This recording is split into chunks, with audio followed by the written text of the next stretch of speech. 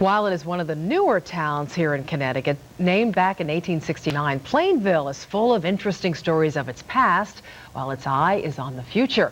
And that's where we find Scot Haney this week, as every town has a story.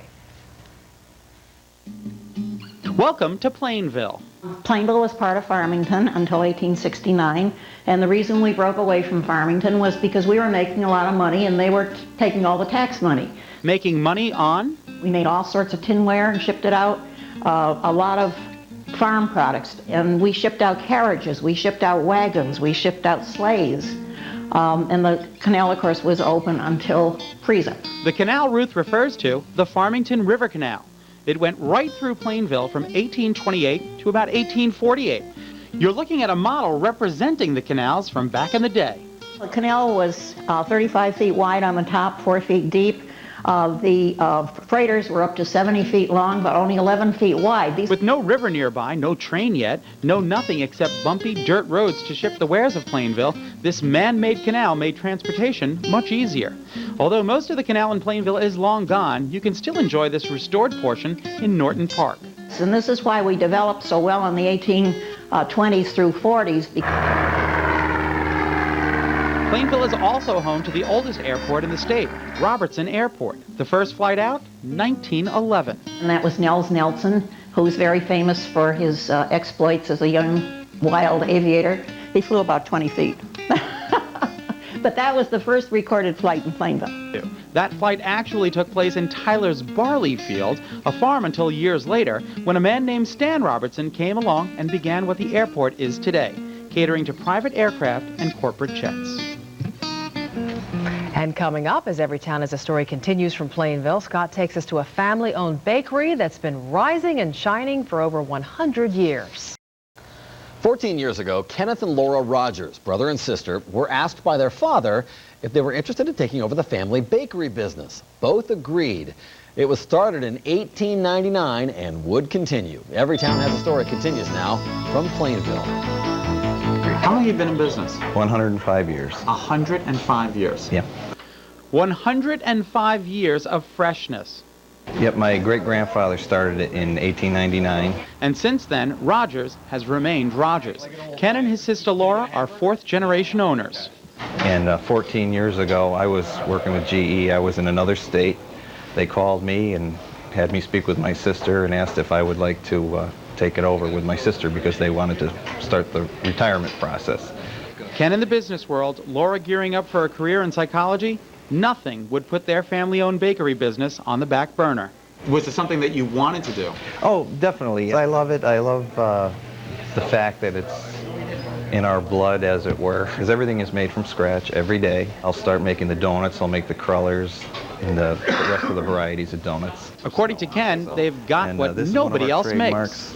Also, we have that nobody makes that it's called White Mountain bread, but it's got a very soft consistency to it, and it's our most popular seller. Loyal customers are happy Rogers continues to rise to their occasion. Good company, good cup of coffee, good pastry, homemade, out of the oven, and not the old-fashioned way. Not too many places like this left, are there? No, there isn't. Yeah, nice to see a small-town shop still making its way. Next, as Every Town Has a Story continues from Plainville, Scott takes us to an unusual racetrack. Back in the 60s and 70s, Connecticut was home to more than 40 slot car racing tracks. Today, there are only 3, and one of them is in Plainville. We join Scot Haney, already in progress, as Every Town Has a Story continues. There is nothing like a day at the races.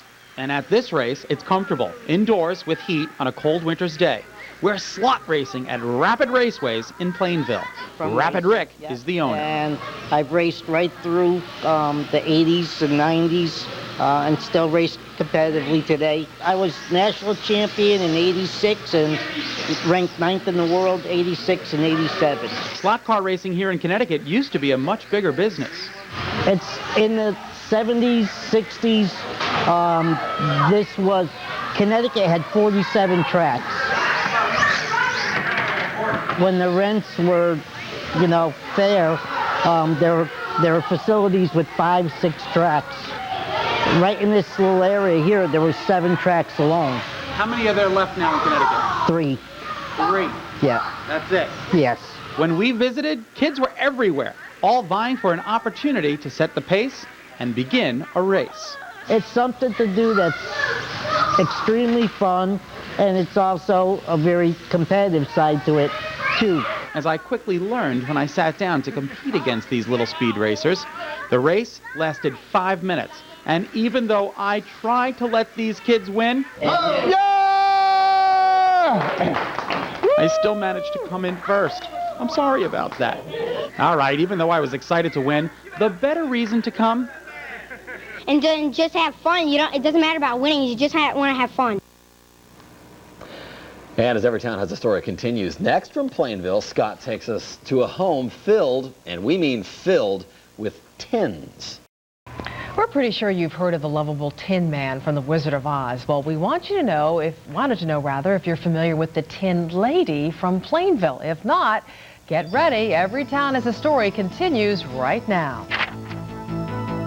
I'm the Tin Lady, right. Yes, while it looks like Terry DeShane is standing in the houseware section of a department store, she's actually in her basement, surrounded by her tins. I love them. I call them my babies. Okay, that's good. Tins of all kinds that Terry has been collecting for over 50 years. I have 5,277. 5,277 Yes. tins. Each a one-of-a-kind. We only have one of a kind. If there's doubles, I give them away. I guess the question begs to be asked, why tins? When I was a kid, it was a big deal. I mean, if you had a tin to put stuff in, that was a big deal. So Terry started collecting and collecting and collecting.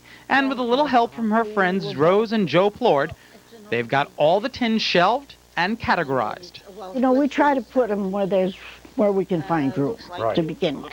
This here is all mostly tea tins. And I try to collect the Coke series, yes.